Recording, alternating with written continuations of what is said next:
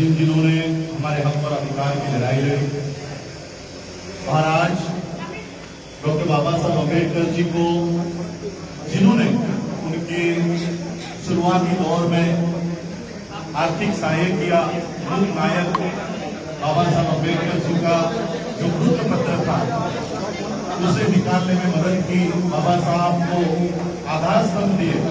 ऐसे छत्रपति शाहू महाराज जी की जयंती है, वो जयंती में भी आप सभी लोगों को बधाइयां देता हूं। आज इस सम्मेलन में उपस्थित वंदनीय विक्रोजा, वंदनीय मंत्री जी, और आज के सम्मेलन में इस सम्मेलन को आयोजित करने के लिए जिन जिन संस्थाओं ने, संगठनों ने, भारतीय बौद्ध महासमाज और सभी जितने भी ऑर्गेनाइजेशंस हैं, चाहे वो गुरु रविदास सभा के लोग हैं, संत कबीर मठ के लोग हैं, उन सभी लोगों का मैं धन्यवाद करता हूं। और आज यहाँ पर उपस्थित सभी मेरे भाइयों को, माताओं को, बुजुर्गों को मेरी ओर से जय भीम, नमो बुद्धाय। मुझे पता है कि आज मैं यहाँ पहली बार आया हूँ, तो आप लोगों की भावनाएं हैं मुझसे मिलने की, फोटोज लेने की, लेकिन मैं आप लोगों को कहना चाहता हूँ कि आज मैं पूरे भारत भर में मैं जो दौरा कर रहा हूँ वो केवल फोटोज के लिए और मिलकर ये मिशन आगे नहीं बढ़ने वाला। हम लोगों को बाबा साहब अम्बेडकर जी ने जो अधिकार दिए, उन अधिकारों को आज बचाने की नौबत आ गई। आज 70-72 सालों बाद बाबा साहब ने जो हमारे लिए इस देश के संविधान के माध्यम से जो बाबा साहब ने हमारे लिए हम पर अधिकार दिए हैं, उसे बचाने की नौबत है। और इसलिए मैं आप लोगों से उस तरह की डिसिप्लिन मेंटेन करने की मैं रिक्वेस्ट करता हूं, आप लोगों से विनती करता हूं। मुझे देखने या मुझसे मिलने या मेरे फोटोज निकालने से कुछ नहीं होने वाला। बंदे जी हमेशा कहते हैं कि व्यक्ति की उम्र 50, 60, 70, 80 साल होगी। 70 साल की उम्र है मेरी, 70 साल तक का जीवन मुझे मिला है। 70 साल के जीवन जिसको मिला है, उसके साथ फोटो लेने के बजाय 2500 सालों से जो हमारी ये जो विचारधारा चली आ रही है, हमको उसको बचाना है। 70 साल के पीछे हम भागे, 70 साल के जीवन प्राप्त किए हुए इंसान के पीछे भागने के बजाय 2500 सालों की जो हमारी संस्कृति है, जो हमारी विचारधारा है, उसके पीछे भागो और उसको मजबूत करने का काम करो। और इसलिए मैं आप लोगों के भावनाओं का कदर करता हूं। और मैं ये भी मानता हूं कि ये जो आप लोग फूल दे रहे हो, ये जो आप लोग माला पहना रहे हो, ये मेरे लिए नहीं है। मेरे शरीर में जो बाबा साहब अम्बेडकर जी का पवित्र खून है, ये उस खून का सम्मान है। इसलिए मैं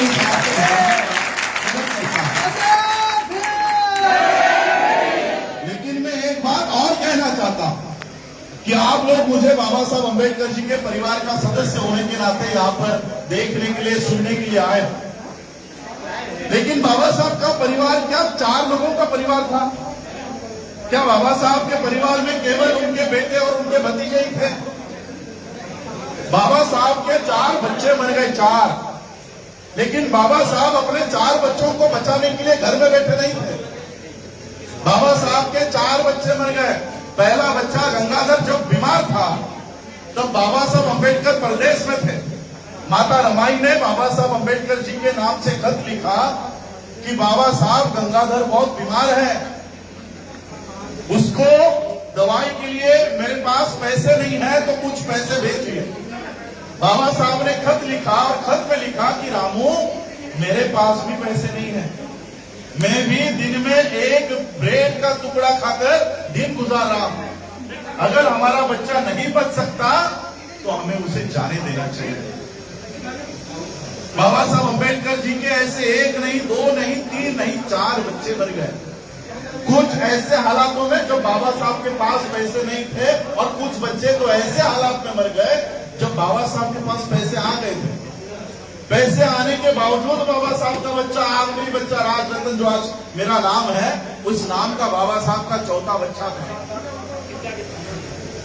ये जब बीमार पड़ गया, बाबा साहब के पास पैसे भी थे, लेकिन उस बच्चे को हाथ लगाने वाला कोई डॉक्टर नहीं था।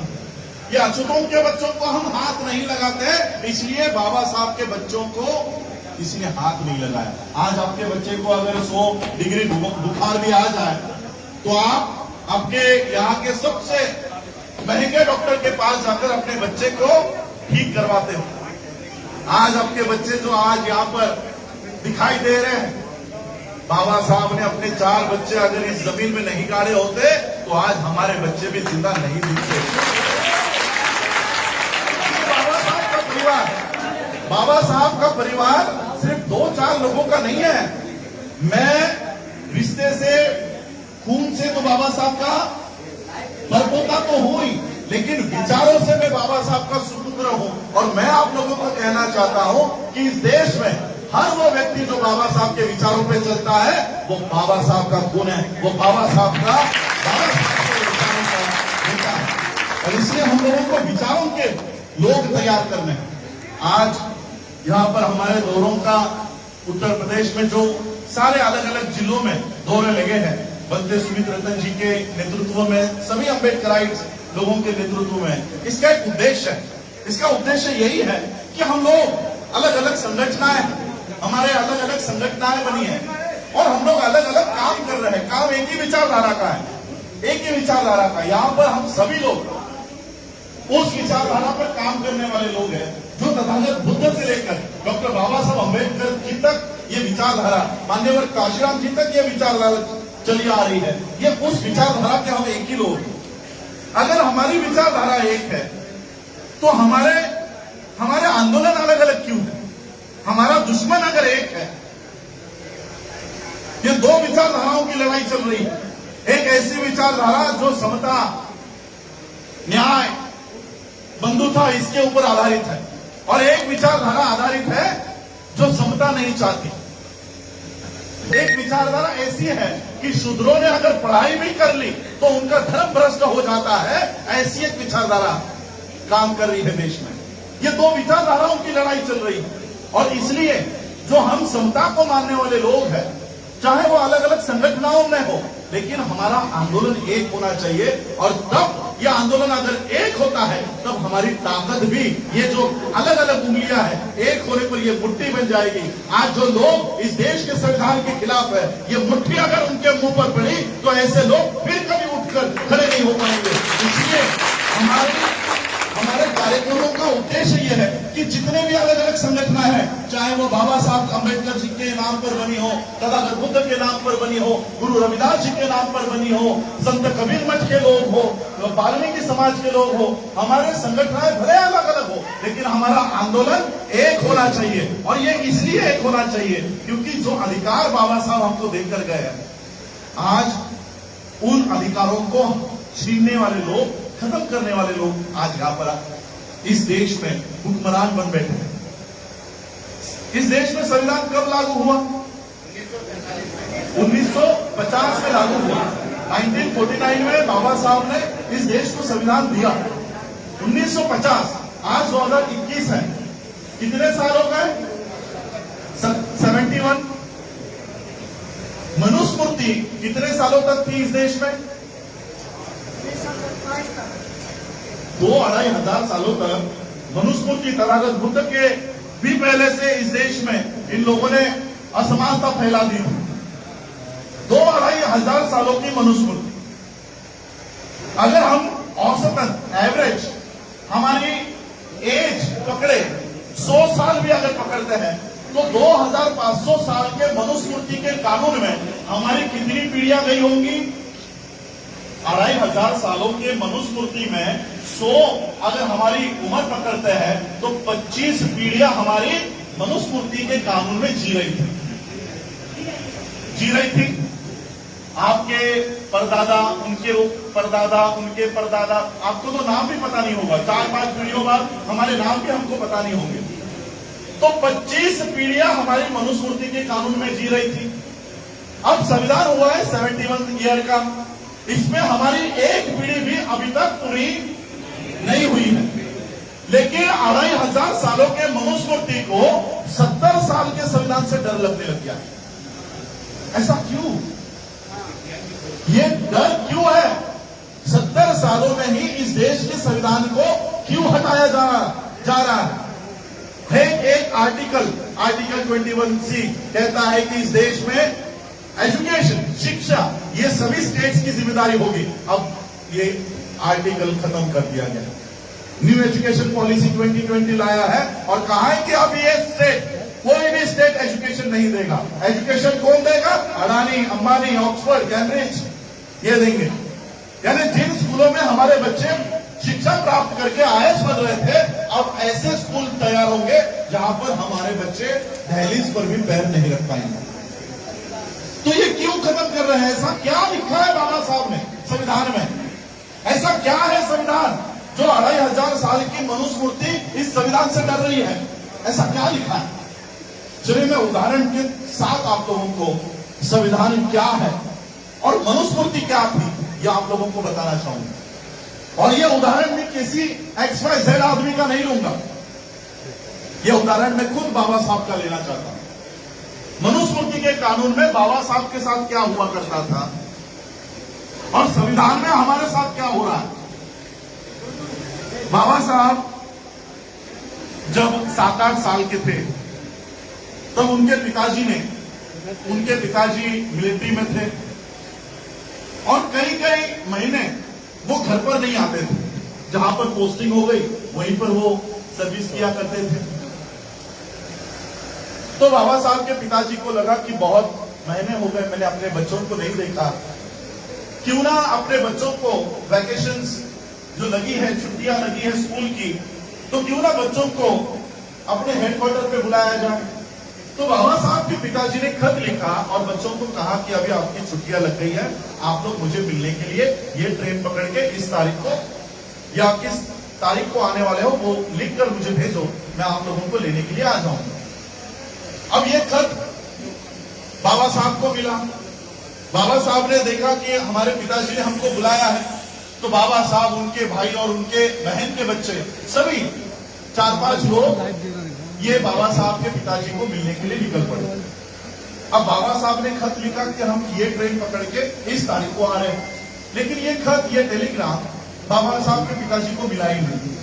अब उनको पता ही नहीं था कि बच्चे कब आने वाले हैं और बच्चे ट्रेन पकड़ के निकल गए।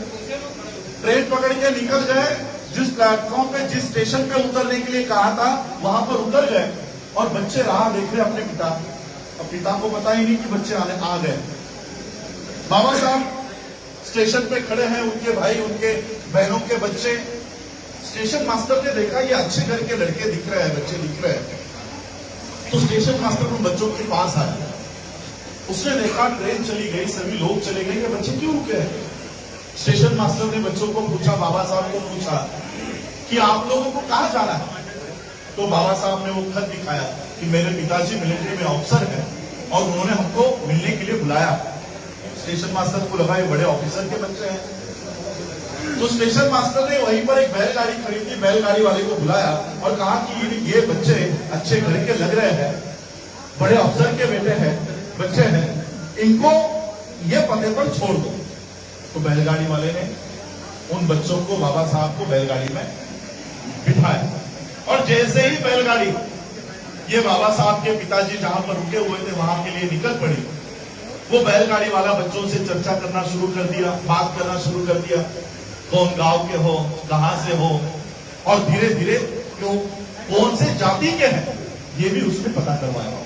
और जैसे ही उस बैलगाड़ी वाले को पता चला कि ये तो अछूतों के बच्चे हैं, निचले जाति के बच्चे हैं, उसने बैलगाड़ी रोकी और बाबा साहब को और उन सभी बच्चों को गालियां देकर नीचे उतार दिया कि अभी मेरे गाड़ी से नीचे उतरो, तुम्हारे कपड़ों से मैं धोखा खा गया, मुझे लगा कि तुम लोग सवर्णों के बच्चे हो। बाबा साहब और वो सभी बच्चे नीचे उतर गए।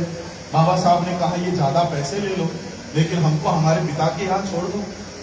तो ज्यादा पैसे के लालच में बैलगाड़ी वाला बोला ठीक है, लेकिन तुम लोग अछूत हो इसलिए मेरी गाड़ी में बैठ नहीं सकती, मेरे गाड़ी में बैठ नहीं सकते, मेरे गाड़ी के पीछे पीछे चलते चलते आओ। और फिर वो बैलगाड़ी चलने लग गई। बाबा साहब और सभी बच्चे बैलगाड़ी के पीछे पीछे चल रहे थे। कई किलोमीटर चलने के बाद बाबा साहब को प्यास लग गई। बाबा साहब ने बैलगाड़ी वाले से कहा कि आपके पास जो पानी है वो पानी मुझे दीजिए, मुझे बहुत प्यास लगी। बैलगाड़ी वाले ने कहा कि तुम लोग अछूत हो, मैं तुम लोगों को अपना पानी नहीं पिला सकता, लेकिन आगे अगर कोई नदी आती है, तालाब आता है तो गाड़ी रोक लूंगा, वहां से पानी पी ले।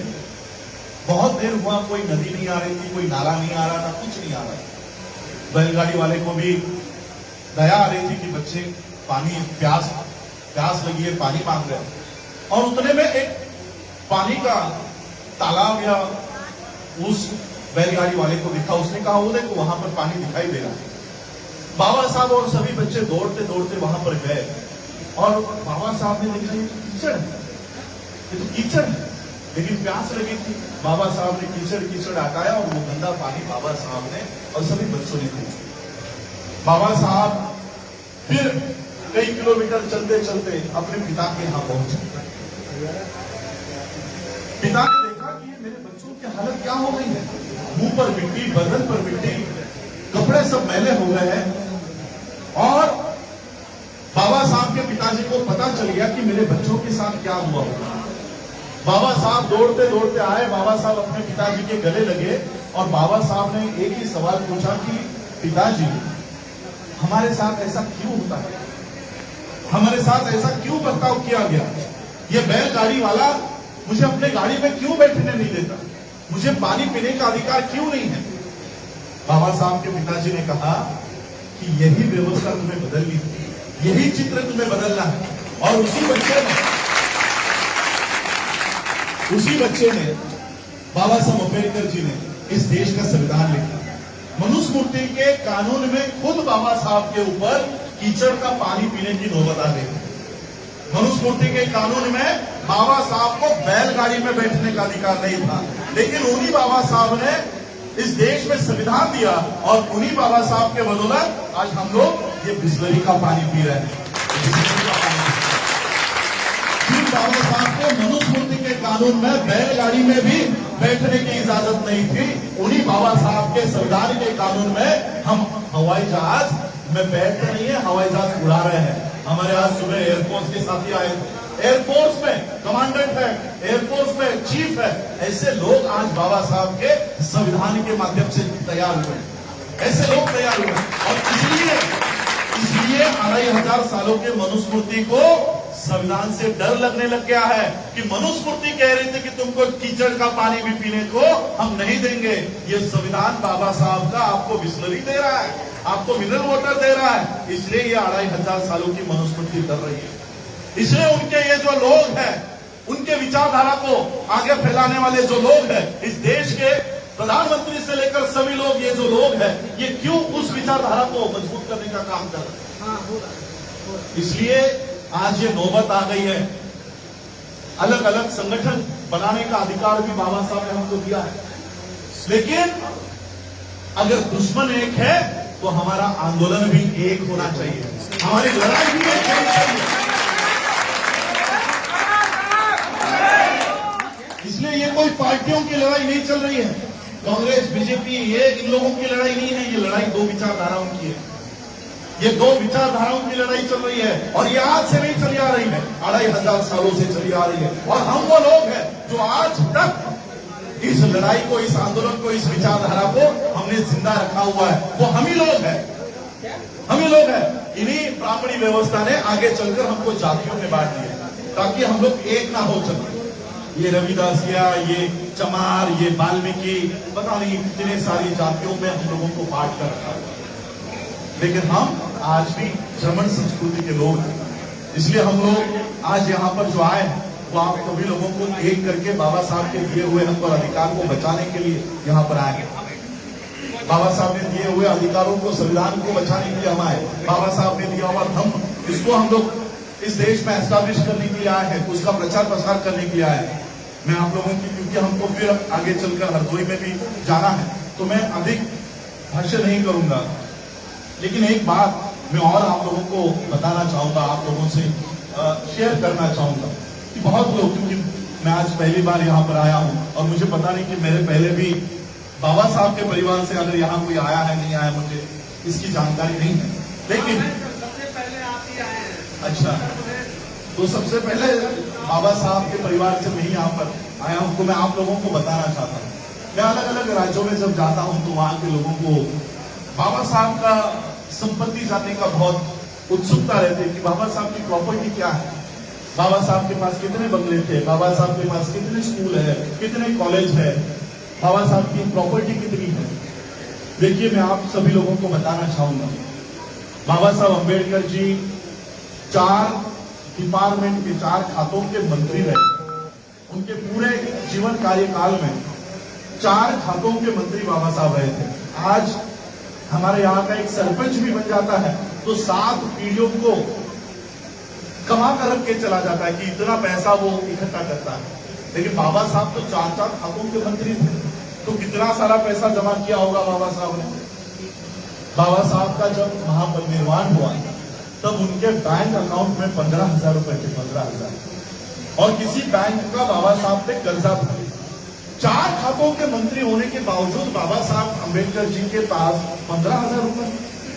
तो बाबा साहब की संपत्ति क्या है, बाबा साहब की प्रॉपर्टी क्या है। आज मैं आप लोगों को बाबा साहब अम्बेडकर जी की प्रॉपर्टी बताना चाहता हूँ। आज आप लोगों में कोई डॉक्टर बैठा होगा, कोई इंजीनियर बैठा होगा, कोई लॉयर बैठा होगा, कोई प्रोफेसर बैठा होगा। आज आप लोगों में क्लास 1 क्लास 2 ऑफिसर्स बने हैं। ये है बाबा साहब की प्रॉपर्टी। ये